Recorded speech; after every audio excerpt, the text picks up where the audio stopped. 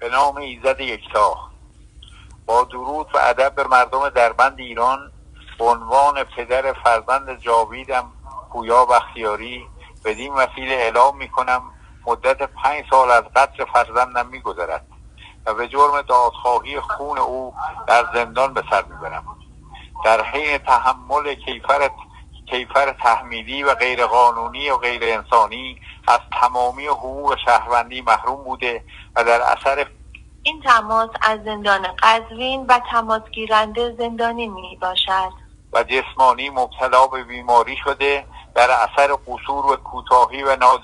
نادیده گرفتن مواد 520 و 522 قانون آیین دادرسی کیفری و نظریه اداره پزشکی قانونی که حق مسلم یک زندانی بیمار است که خارج از زندان تحت جراحی، مداوا و درمان باشد